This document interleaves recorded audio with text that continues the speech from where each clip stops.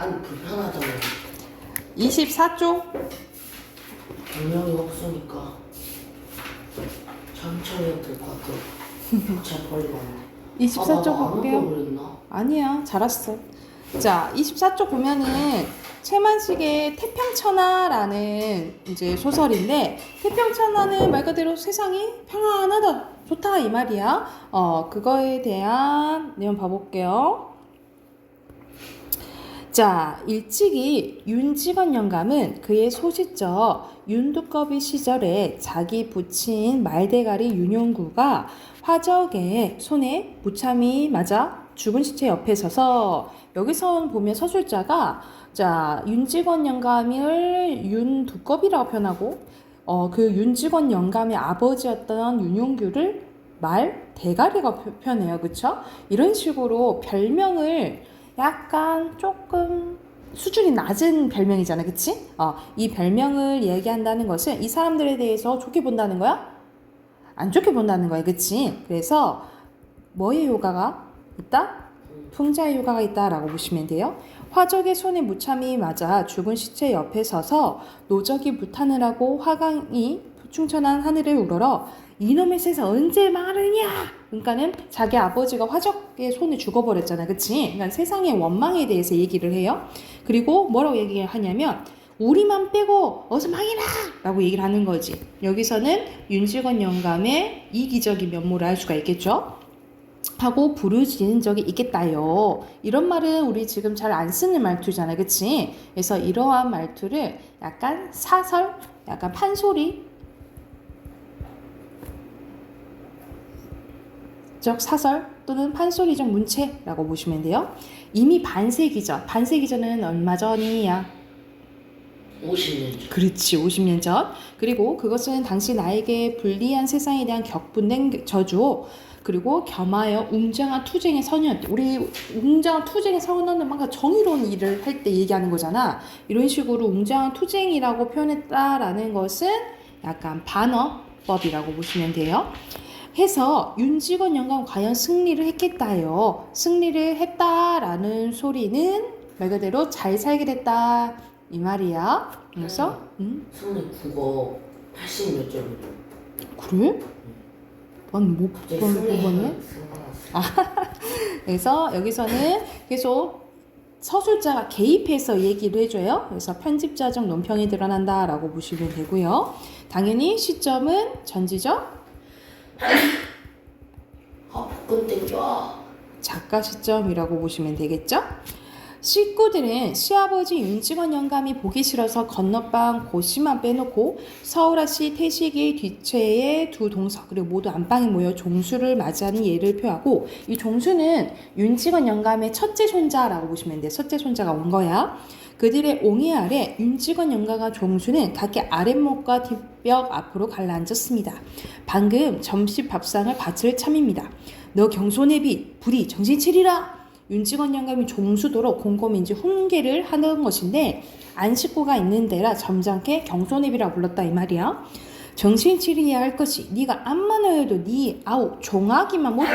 그래서 지금 이 종학이라는 이 종수의 동생은 일본으로 지금 유학 간 상태예요. 그래서 지금 윤직원 영감이 가장 믿고 있는 손자라고 보시면 돼요.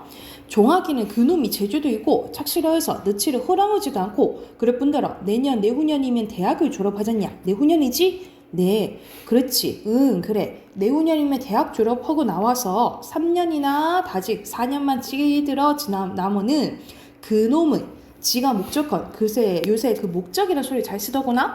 응? 목적? 그 목적한 경부가 되어서 나중에는 경찰서장이 된단 말이다. 응? 알겠어? 네. 그러니까로 너도 정신을 바짝 차리고서 어서 군수가 돼야 되지 않겠냐. 아, 동생놈은 버젓이 경찰서장인데 형놈은 개우 군석이 쪽으로 댕기면 되겠나. 남불 끌어서 어쩌죠? 응?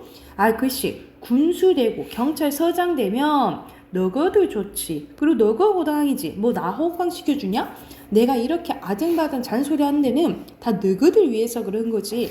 나는 팔이 족통만 치도 상관없어야? 사실 상관 엄청 있겠잖아. 얘네들이 이렇게 명예를 갖고 있어야지 자기의 집안도 그리고 어떤 권력도 이게 손에 쥐어지는 거잖아요. 그치? 그래서 여기서는 사실 완전 자기와 상관 있는 거죠. 근데 상관 없다고 얘기를 하는 거예요. 그래서 이 부분은 말 그대로 윤직원 영감의 욕심이 드러나는 거죠. 그래서 윤직원 영감의 영감이 빠져버렸네. 영감의 허영심이 드러난다 라고 보시면 돼요. 헛되망이 욕심이 가득한 거야. 그놈 종아기는 참말로 쓰겄어. 그놈이 어려서부터 원은히 나를 자발하게 따르고 재주도 있고 착실해서 커서도 내 말 좀 잘 듣고 내가 그놈 하나면 꼭 믿는다 믿어. 근데 이런 믿는 도끼에 뭐하죠? 그치, 발등기죠. 작년홀로 들어서 그놈이 돈을 의지 힙히 쓰는가 흐른가 보더라마는 그건 흡사 니게나 되면은 안 쓰는 심이지. 사내 자식이 너처럼 허랑하지만 말고서 제 주대도 7월 향이면 돈을 좀 써도 괜찮은 법이요. 그래서 지난달에 500원 쓸 때도 있다 해가지고 내가 두말 안 하고 보내줬다 라고 얘기를 해주는 거죠. 이제 이때는 일제 때예요. 일제 때여서 진짜 조금. 마침 이때 마당에서 하고 점잖은 기침 소리가 났는데 창식은 윤직원 영감의 아들이고 이 종수와 종학의 아버지예요. 윤주사가 조금 아까야 일어나서 간밤에 동경에서 온 전보, 동경에서 연락이 옵니다. 이것 때문에 완전 반전이 일어나요. 그래서 이 동경에서 온 전보가 극적 반전에 잡혀간 거 아니야? 소지가 된다라고 보시면 돼요. 억지로 큰득 행보를 하던 것입니다.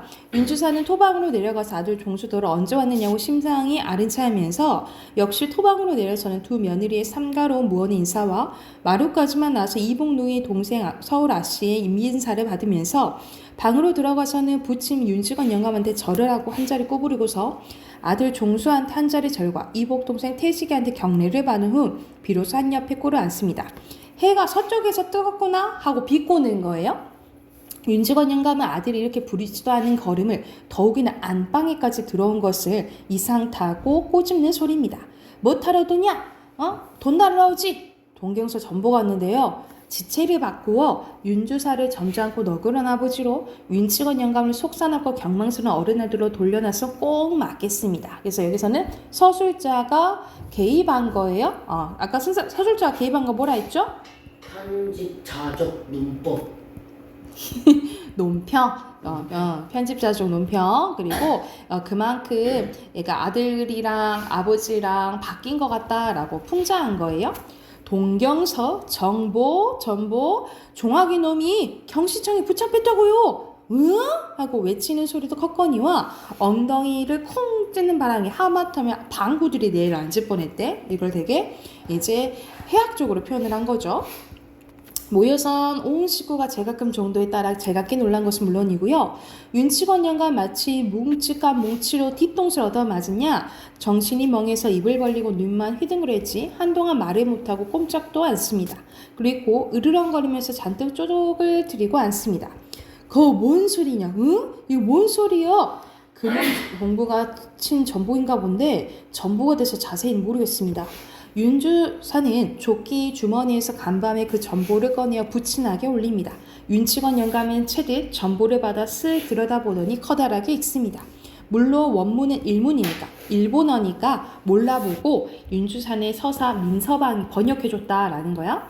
종합 사상관계로 경시청에 피검이라니 이게 무슨 소리다냐?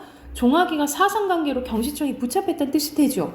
사상관계라니 그놈이 어디에 참여를 했다 이 말이야? 그때 당시에 사회주의에 참여했다 이 말이야. 하면서 아까보다 더 크게 외치면서 벌떡 뒤로 나동그라질 뻔하다가 겨우 몸을 가눕니다. 윤직원 영감은 먼저에서 멍치로 뒤통수를 얻어맞은 것 같이 멍했지만 이번에는 앉아있는 땅이 지하물에서 수천 길 밑으로 꺼져 내려가는 듯 정신이 아찔했습니다. 그러나 그것은 결단코 자기가 믿고 사랑하고 하는 종아기의 신상이 여겨서가 아닙니다. 윤치건 영감은 시방 종아기가 사회주를 한다는 그 한 가지 사실로 진실로 옛날에 드세던 불화당패가 백길천기 침노하는 것보다 더 분하고 무서웠다라는 거야. 옛날 막 자기가 아버지가 화적대에 막 죽고 막 이런 시대가 자기가 핍박받았던 시대가 안 좋았잖아. 그 기억이. 그 기억 때문에 그런 거죠. 그래서 넘겨서 사회주라니 그 옆에 조금 더 있는 부분이에요. 거기 읽고 넘어가면 돼. 윤치건 영감은 사무 사람을 아무나 하나 잡아먹을 때 집에 떠나게 큰 소리를 포효합니다. 그놈의 사회주를 한다니 참말이냐? 하긴 그놈이 작년 여름방학에 나왔을 때부터 그런 기미를 좀 보이긴 했어요. 그러면 참말이구나 참말이요. 하면서 그런 처줄 놈이 깎아줘도 깎아줄라 하는 놈이 그놈이 경찰서장을 하니까 생관 사회주의 하다가 냅다 경찰서에 잡혀? 오사 육시로 놈이 그놈이 어디 당한 것이라고 지가 사회주를 혀. 부잣놈의 자식이 무엇이 생겨서 불화당패들아 하면서 사회주의를 뭐라고 표현해요? 불화당패라고 얘기를 해요. 그래서 이 사회주의에 대한 부정적인 시각이 드러난다라고 보시면 되겠죠. 아무도 숨도 크게 쉬지 못하고 고개를 떨어뜨리고 섰기 아니면 앉았을 뿐 윤치건 영감이 잠깐 말을 그치자 방 안은 물을 친듯 조용히 합니다. 오죽이나 좋은 세상이요. 오죽이나. 윤치건 영감 팔에 부르거진 주먹으로 땅바닥을 땅 치면서 자 성난 황소와 연각을 하듯 직위법 나오죠. 고함을 지릅니다. 화적패가 있다냐? 불화당 같은 수령들이 있다냐? 재산이 있대야 도적놈의 것이고 목숨은 파리 갔던 말세에 다 지나가고 자 보아라 거리에는 순사가 있고 골골마다 공명한 정사가 있어. 오죽이나 좋은 세상이요. 남은 수십만 명 동변하여서 우리 조선은 보호해주고 얼마나 좋은 세상이요. 응? 제거 지니고 앉아서 편하게 살 태평세상 이것을 태평천하로 하는 것이요 태평천하라고 얘기를 하는 거야. 자 근데 선생님이 이게 때가 배경이 일제강점기라 했잖아요. 자 윤치건 영감은 이렇게 친일해하고 이렇게 권력을 잡아서 이 시대에 편하게 사는 게 좋다고 생각을 해. 근데 우리가 봤을 땐 그래요 안 그래요? 안 그렇죠? 우리가 봤을 때는 반어적으로 보이는 거지, 그치? 그래서 이 태평세상, 태평천하에는 어떤 게 이제 담겨져 있냐면 윤치건 영감의 삐뚤어진 사상, 역사의식이 드러난다라고 보시면 되고 우린 이것을 이제 태평천하가 반어법인 것, 제목이 반어법인 걸 이제 알 수가 있는 거죠. 그런데 이런 태평천하에 태어난 부잣놈의 자식이 더군다나 왜 지가 떵떵거리고 편하게 살 것이지 어찌 지가 세상 망쳐놓어 불화당패에 참여를 한단 말이여 하고 땅바닥을 치면서 일어납니다. 그 몸짓이 어떻게도 요란스럽고 괄괄한지 방금 발광이 되는 것 싶습니다. 아는 게 아니라 모여서 한 각건들은 땅바닥 치는 소리에 놀랐지만 이 어른이 혹시 상성이나 되지 않는가 의구심의 빛이 눈의 나탐을 가리지 못합니다. 혹시 막 쓰러지실까봐 막 착착 깎아 죽일 놈 그놈이 내가 편지해서 100년 징역을 살리라고 할 거요. 100년 징역을 살려고 할 거요. 오냐 그놈이 삼천사 거리는 직분하여 주려고 했더니 오냐 그놈이 삼천사 거리 톡톡 팔아서 경찰에다가 사회주의 하는 놈 잡아들는 경찰서를 줘버릴까. 으하 이 태평천하에 하면서 자기가 믿는 도끼의 발등을 찍힌 자기가 믿었던 손자한테 발등을 찍히면서 끝나게 되는 이야기라고 생각을 하시면 돼요. 그래서 앞에 보면은 정리된 부분에 주제 쓸게요. 주제 쓰고 해당하는 문제 풀게. 주제는 일제강점기 한 지주 집안의 갈등과 지주가 뭐예요? 붕괴에 대해서 이야기했다라고 보시면 돼요. 땅주의, 좀 돈 좀 있는 사람들이라고 생각하시면 돼요. 소장로 그리고 역사 대표 화장실 좀 갔다 올게요. 네, 앞에 여기서부터 문제 푸시면 돼요. 네.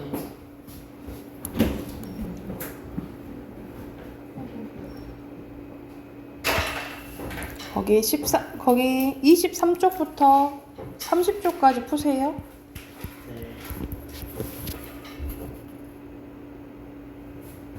좀만 설명을 하면 안 돼요?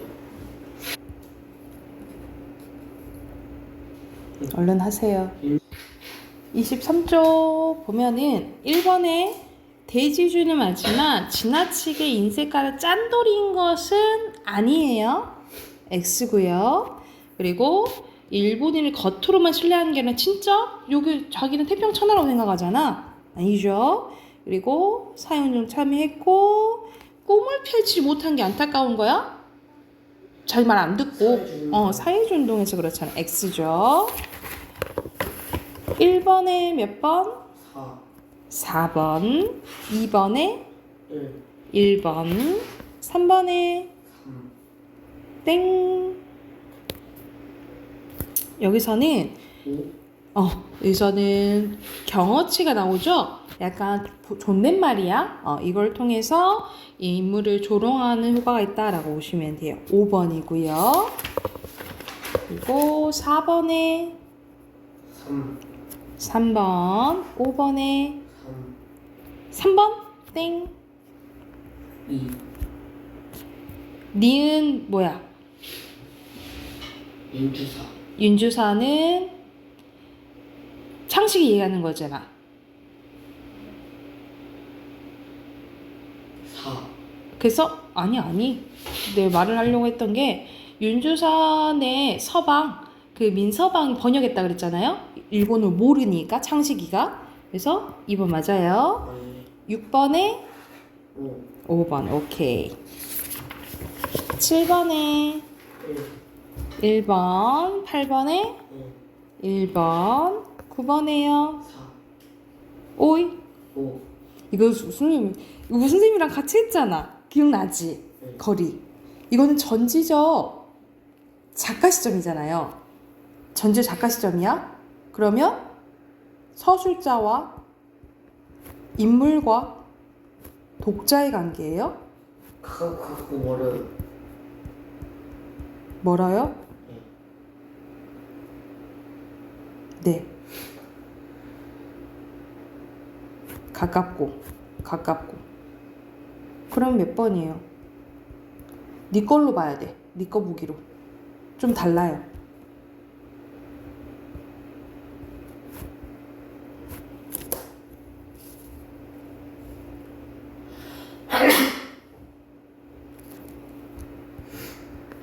인물과 소수자에 가깝고. 그렇지. 3번이죠.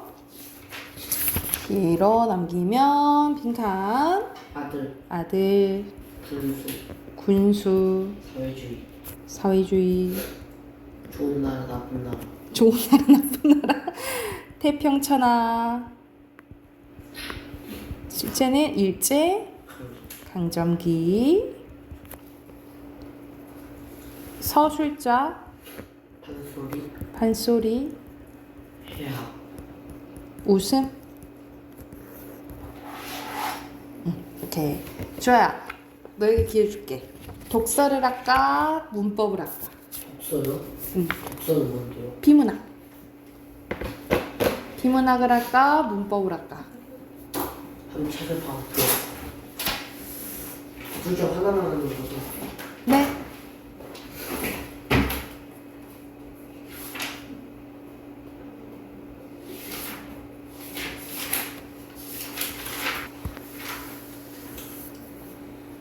문법 할까요? 내 생각은 문법에 있으면 좋겠는데. 그래요? 그럼 저는 비문학 할래요. 비문학. 청개구리야? 문학 저번에 했으니까 이번에 비문학. 그래요. 비문학 16쪽 3, 4 푸시면 됩니다. 제가요? 네. 네. 선생님 설명해줘요. 3, 4 풀고 같이 볼게요.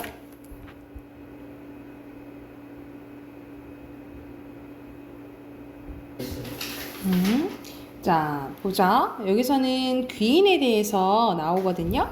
우리가 행동의 원인을 원인이 무엇이 추론하는 것을 귀인이라고 합니다. 그래서 이 귀인은 타인의 행동뿐만 아니라 자신의 행동에 대해서도 이루어지는데 행동의 원인은 행동을 한 당사자의 성격, 태도, 능력 같은 내적인 것도 있고요.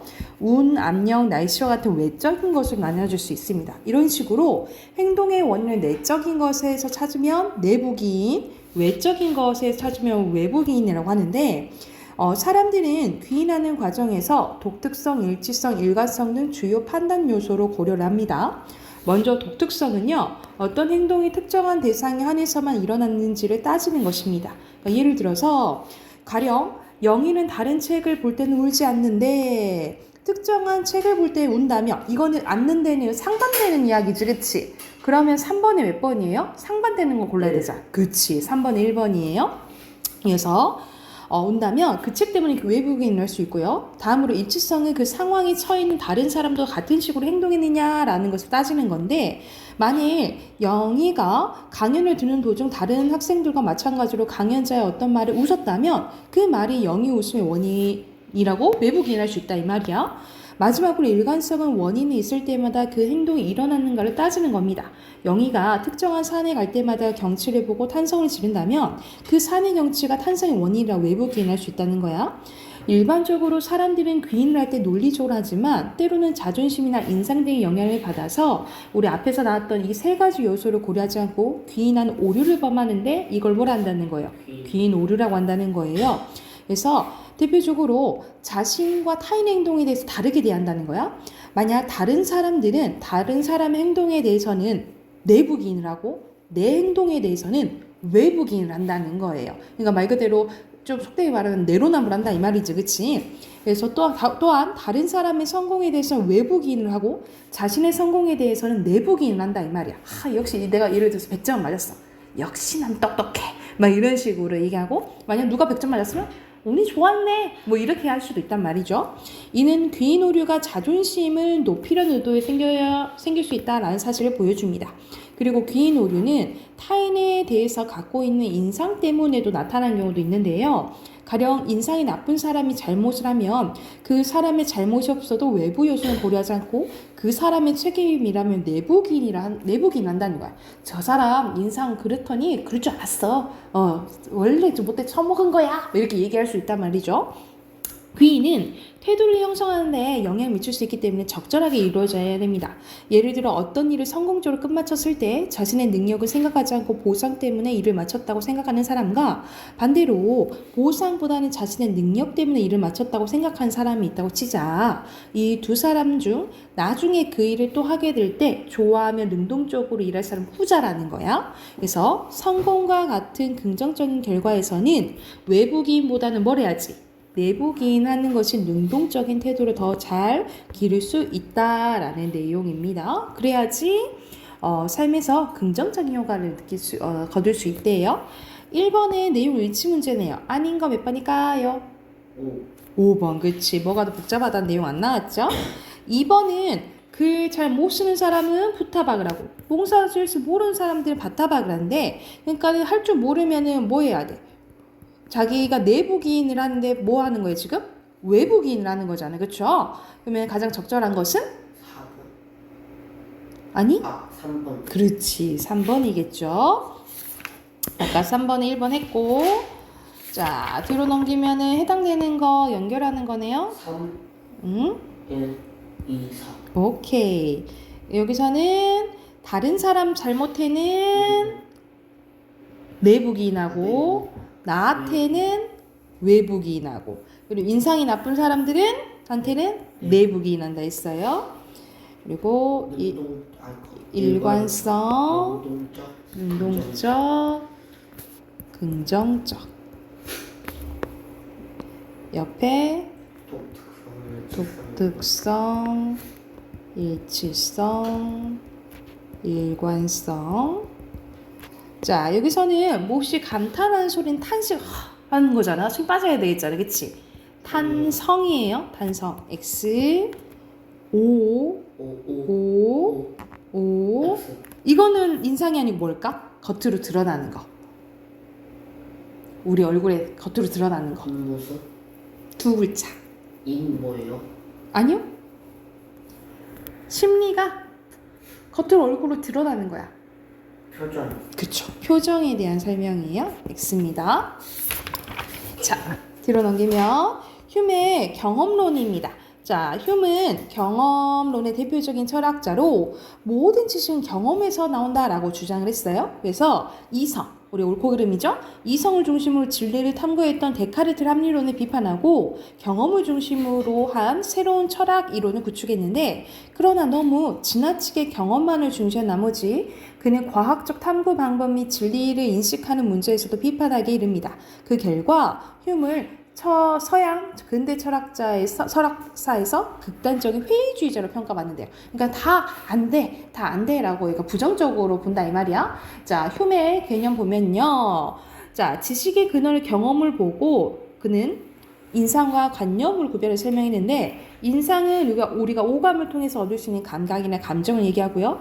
관념은 인상을 머릿속에 떠올리는 것을 얘기합니다. 가령 우리가 짠맛을 느끼는 건 인상이고 떠올리는 건 관념이 된다 이 말이야.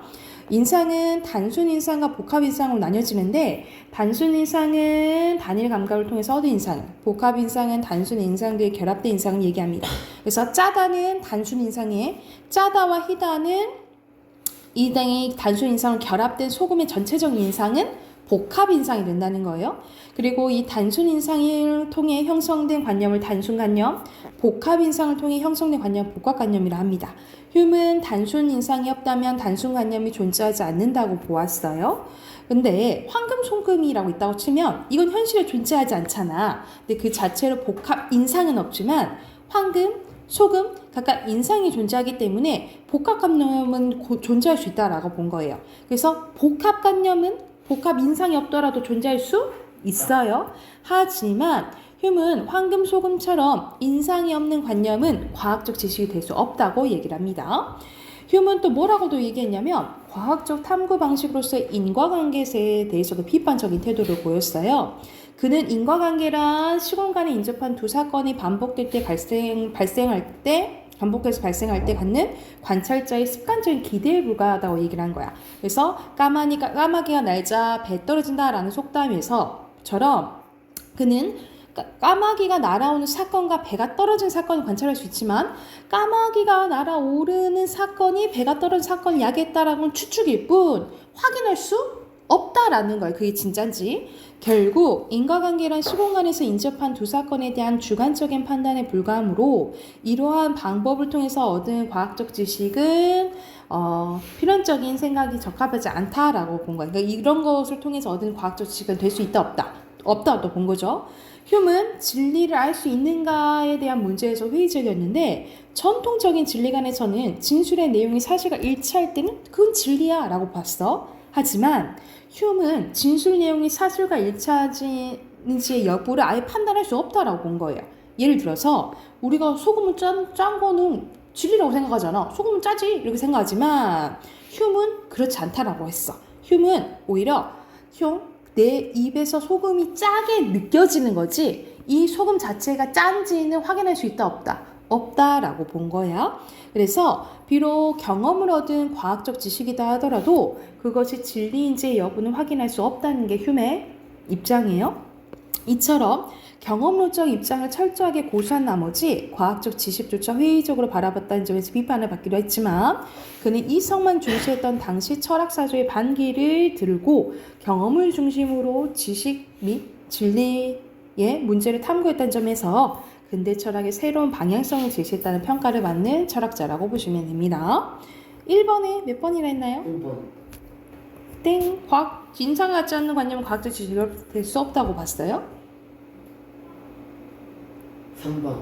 여기서 진리가 판단이 될 수는 휴메는 없다고 봤어요. 2번. 근데 전통적 진리관에서는 가능하지. 휴메 불가능하다고 본 거예요. 오케이? 2번이고요. 2번에 이거는 좀 쉬웠는데, 봐봐. 사과를 보면서 달콤한 맛을 떠올린 거 관념 맞죠? 그림만 달라. 사과를 보면서 빨개라는 건 복합 인상이야?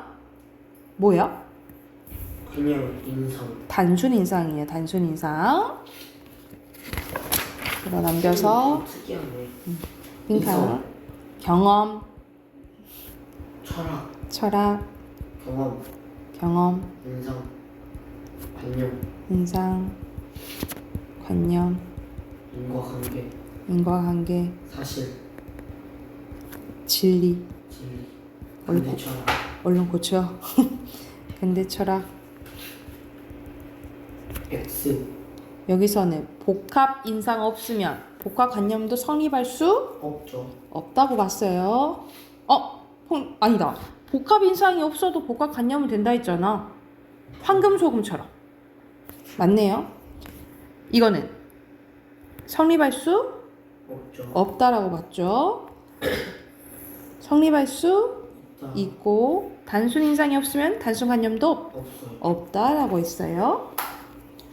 뒤에 순서대로 구축하다. 디귿, 미음, 디귿, 미음, 미음, 리을, 리을, 리을, 니은, 기억, 기억. 형성, 추측, 추측, 사조, 사조, 반기. 단기예요. 끝이다. 다음 주에 3, 4 단어 외워오세요. 네.